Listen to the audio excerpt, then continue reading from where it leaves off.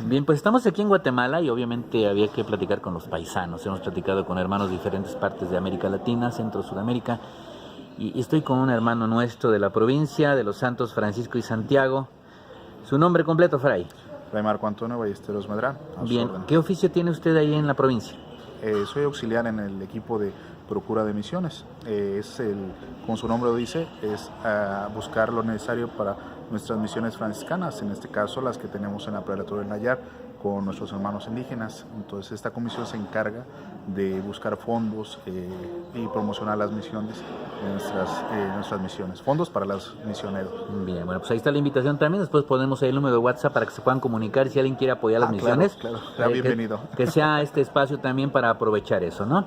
Bien, Fray, acabamos de salir de uno de los temas, ¿no? Donde se habló de paz, justicia, movilidad humana, ¿no? Y se habló, eso fue lo que me llamó la atención, usted estaba presente ahí, se habló del confort, de la zona de confort. Mi zona de comodidad, mi zona donde yo no sienta nada, donde yo esté a gusto, esté en paz, que nada me moleste. Y esto como que va un poquito en contra de esto que el Papa nos ha hablado de la iglesia en salida. Porque al salir, pues obviamente se rompe la bolsa de confort y nos vamos a encontrar en el camino cosas que a lo mejor nos hacen sufrir, cosas que nos van a costar trabajo, pero que finalmente pues es servir al prójimo. ¿Será posible pensar en un franciscano que se la pase viviendo en zona de confort? Dejaría de ser franciscano realmente, yo digo, y dejaría de ser cristiano. Aquí sería bueno incluso ver un poco la historia. El mismo cristianismo, cuando en sus primeros siglos el concepto de santidad era incluso el martirio, es decir, había gente entregada, la pasión, la fuerza del Espíritu Santo se veía de manera más clara, incluso porque estaban dispuestos al martirio. Después se oficializó la fe, como sabemos, siglo IV, y vino a menos, por eso surgieron ya después los eremitas, los cenobitas, que iban al desierto porque buscaban, ya el concepto de santidad se buscaba en el silencio porque ya no estaba en ese periodo la iglesia perseguida, sino que ya buscaban una entrega más profunda. Pues bien, siempre es el peligro en la vida cristiana. Cuando el Señor nos llama y sentimos su fuerza, seguirlo no por tradición, sino por una experiencia personal, real de Cristo, nos mueve nuestro corazón, nos mueve nuestra vida, nuestro concepto de la vida y nos transformamos en el Señor. Y después de un tiempo es el peligro de llegar a acomodarnos otra vez, tanto en la vida religiosa como en el cristianismo seglar, en la vivencia seglar del cristianismo. Y aquí siempre va a ser ese el peligro, de que llegamos y creemos que así está bien después de un tiempo y otra vez entonces hay que preguntarle a Dios. Y eso pasa cuando nuestra oración se vuelve monótona. El Señor siempre va a reavivar cuando hay una oración sincera, auténtica. ¿Por qué? Porque el mismo Señor dijo, el Espíritu Santo no sabes de dónde viene, ni a dónde va, y ni a dónde nos va a llevar. Y eso es lo hermoso del Señor, que Él da su Espíritu Santo, y mientras nos mantengamos conectados a Él y a su palabra, para no ser subjetivos precisamente en nuestra idea de Dios, siempre tenemos que estar conectados a la palabra del Señor, a estudiar las Sagradas Escrituras e ir más a fondo sobre los estudios bíblicos también, porque eso nos va a dar una idea más profunda de lo que dice el Señor, el Sissi Leben, dirían los especialistas, lo que dice el Señor en su palabra, para no interpretar nada más subjetivamente, estar conectados la palabra, la oración y la realidad. De tal manera que el Señor nos siga moviendo nuestra conciencia y corazón para dar respuesta a la realidad. La realidad siempre nos va a interpelar. La realidad siempre, cuando ya no nos sentimos interpelados es porque ya estamos anestesiados. Es como una persona que toma un retiro, después le invitan a otro retiro, y después está en su formación, y después empieza lo cotidiano de algunos retiros periódicos, y se anestesia, porque ya no lo vive como algo auténtico. ¿Por qué se llega a anestesiar? Porque lo ha desvinculado su vida espiritual de la realidad. Es decir, ya no lo hace práctica la caridad, no hace práctica el amor, el perdón, entonces se va llenando se va anquilosando, diría yo, y el Señor nos quiere que nos movamos siempre. Hace rato estábamos platicando con su hermano aquí presente, esto es lo que nos decía el Papa de la iglesia en salida, y eso es lo que quiere provocar en nosotros el Papa al decirnos esta frase: tenemos que salir y aunque a veces nos duela, tenemos que ir, pero como el músculo cuando para fortalecerse se tiene que reventar cuando hace ejercicio uno, Claro. por eso viene el dolor después del ejercicio, Claro. porque se revienta el músculo. Así también cuando somos movidos en la conciencia por la realidad, algo se mueve y duele, pero el Señor nos tiene que acompañar. Por eso tenemos que estar en la realidad, pero interpretada obviamente con la luz de Cristo. Bueno, y dentro de esto, nuestro Padre San Francisco tiene en sus escritos las llamadas admoniciones o advertencias, ¿verdad? Consejos que da no solamente a los frailes, a toda la familia franciscana. Y en estas advertencias hay una que como que va muy ad hoc a esto de la zona de confort, ¿no? Dice más o menos, si no usted corríjame, dice: aquel hermano que prefiere la prelacía, es decir, ser cabeza, ser jefe, a lavarle los pies a sus hermanos, este hermano está poniendo en peligro su alma. Y no sé, a veces nos da la impresión, espero equivocarme, aunque creo que no, de que dentro del mismo franciscanismo, llámese la orden que sea, y en este caso, bueno, hablando de la familia franciscana, pareciera que a veces se da muy adrede la búsqueda de estar en la prelacía, es decir, no lavarle los pies a los hermanos, no ser iglesia en salida, no darme a los demás, sino siempre estar sentado en la silla principal, dando órdenes y gozando de las prestaciones que las constituciones en un momento dado generan, ¿verdad? Como son los recursos de la misma fraternidad, para poder yo disfrutar la vida, convertirme en una especie de vaca sagrada, o dijera alguna hermana dominica, los únicos portadores de la antorcha de la verdad. Es decir, lo que yo digo es que eso es lo que tiene que hacer, sin nada más,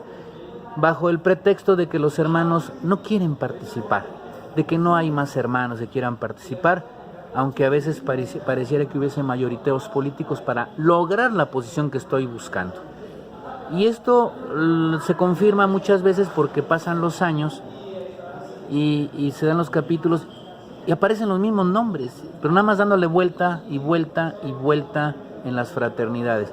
Comprobado y comprobable en cualquier momento en algunos miembros de la familia franciscana. Si estoy equivocado, corríjame. ¿Por qué sucede esto? ¿Qué pasa y qué hay que hacer para que eso se acabe? Si es que se está dando en algunos sectores de la familia franciscana. Bueno, esta realidad se puede dar en muchos ámbitos, ¿verdad?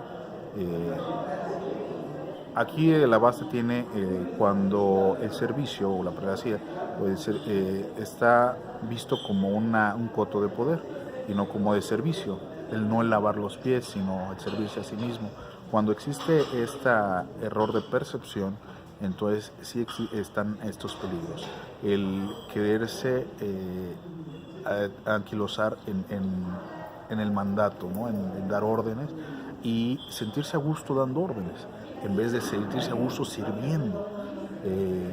El Señor quiere que si a veces nos pone en algún oficio de autoridad, quiere que lo hagamos con humildad.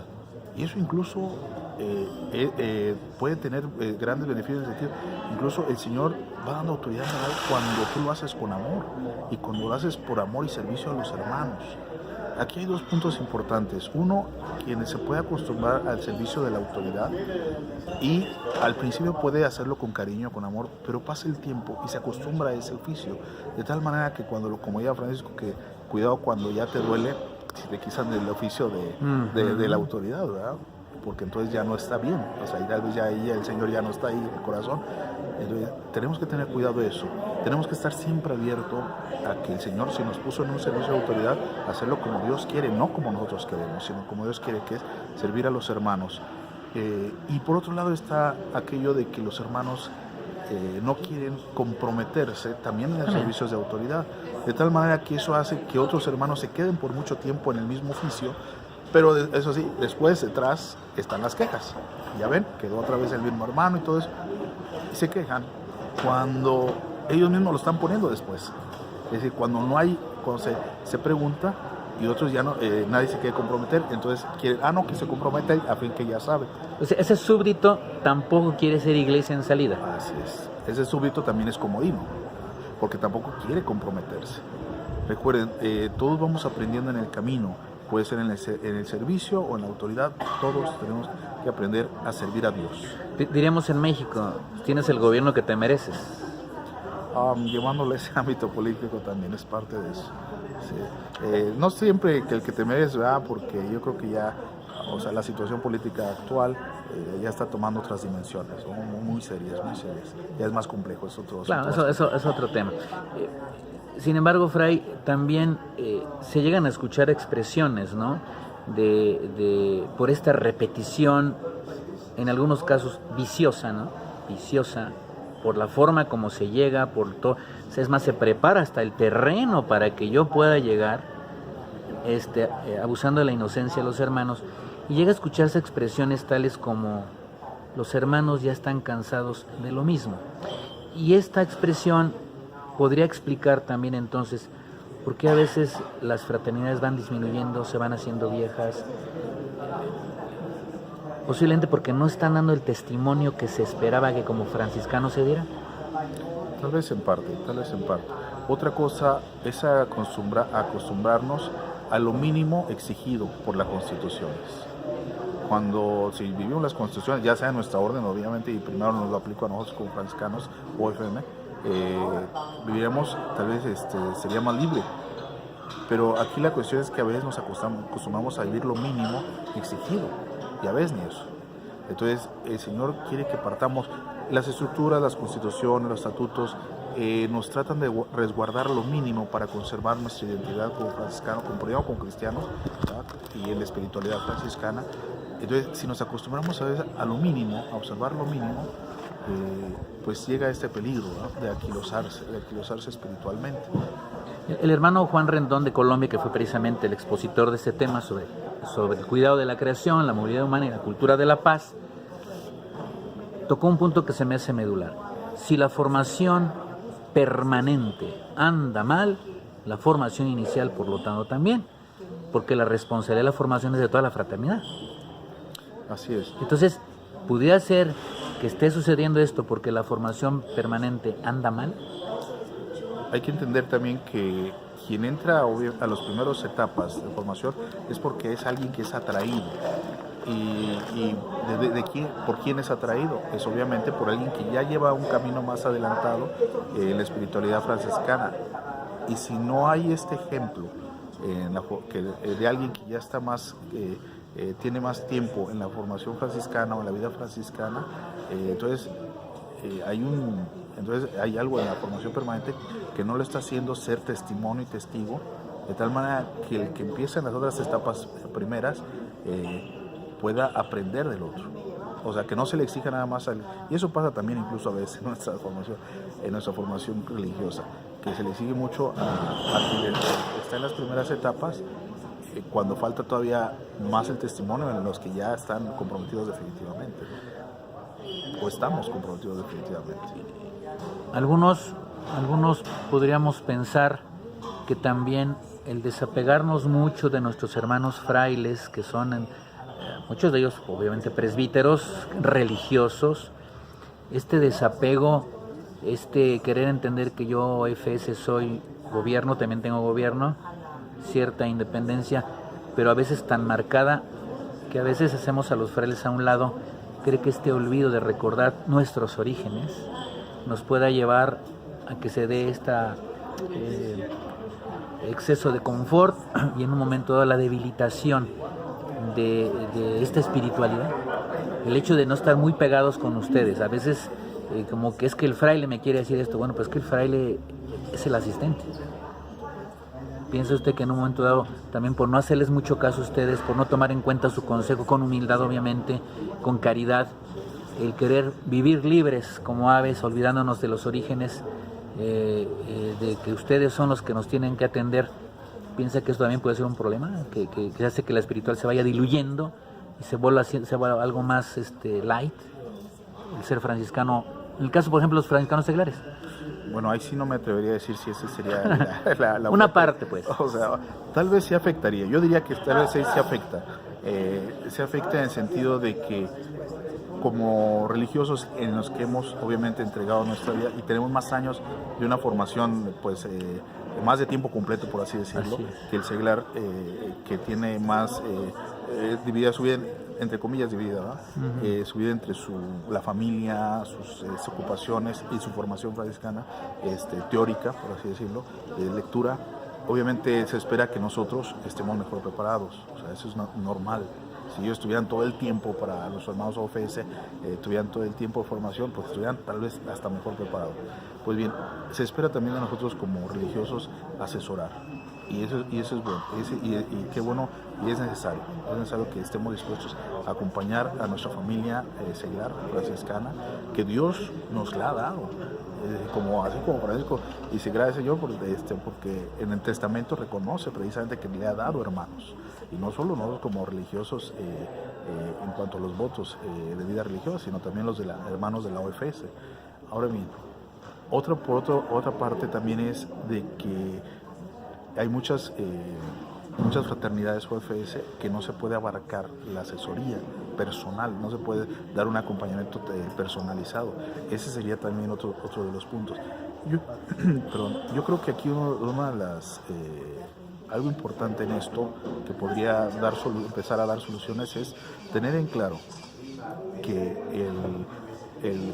la luz es Cristo y a través de la espiritualidad franciscana. Por tanto, tenemos que estar muy bien informados también y uno mismo tiene que estimular precisamente ese interés por conocer de la vida de Jesús y conocer la espiritualidad franciscana. De esa manera, el asesor me podrá dar luces al respecto, pero yo me tengo que también que formar en ese aspecto, de tal manera que no espero que el otro me esté diciendo, sino que espero que Dios y la espiritualidad franciscana me vayan enriqueciendo sobre mi realidad y cómo vivirla. Eso es precisamente, yo creo que uno de los primeros pasos que tenemos que no tenemos que perder de vista, el hecho de formarnos. La autoformación es importantísima, ser responsables de nuestra propia formación, es esencial, no podemos dejársela nada más a la otra persona. Es esencial que cada uno tengamos en cuenta que tenemos responsabilidad de autoformarnos. Bueno, pues para terminar esta entrevista tan agradable, tan profunda y tan enriquecedora, Fray, regálenos a quienes van a ver este video, a quienes los van a compartir, su bendición, por favor. Que el Señor les bendiga y les guarde, Amén. muestre su rostro y tenga misericordia de ustedes. Amén. Que el Señor les bendiga y dé su paz. En Amén. nombre del Padre, del Hijo y del Espíritu Santo. Amén. Pase bien, Fray. Paz y bien, Dios les bendiga. Gracias. Informó Eugenio Mezquita.